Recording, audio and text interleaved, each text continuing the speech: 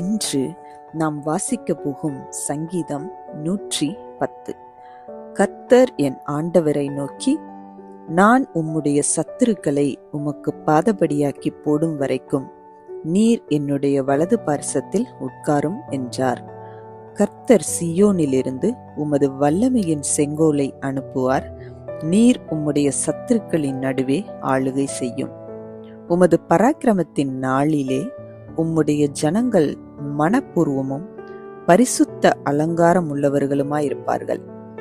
விடியற் காலத்து கற்பத்தில் பிறக்கும் பனிக்கு சமானமாய் உம்முடைய யொவன ஜனம் உமக்கு பிறக்கும்.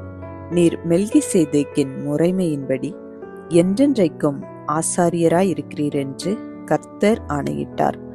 மனம் மாறாமலும் இருப்பார். உம்முடைய வலது பாரிசத்தில் இருக்கிற ஆண்டவர் தமது கோபத்தின் நாளிலே ராஜாக்களை வெட்டுவார். அவர் ஜாதிகளுக்குள் நியாயம் தீர்ப்பார். எல்லா இடங்களையும் பிரேதங்களால் நிரப்புவார்.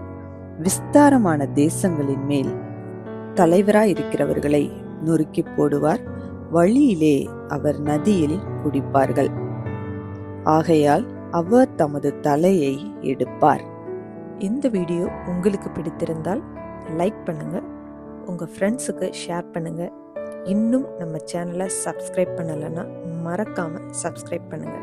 சைடில் இருக்கிற பெல் ஐக்கானை ப்ரெஸ் பண்ணுங்க. மீண்டும் சந்திப்போம். நன்றி.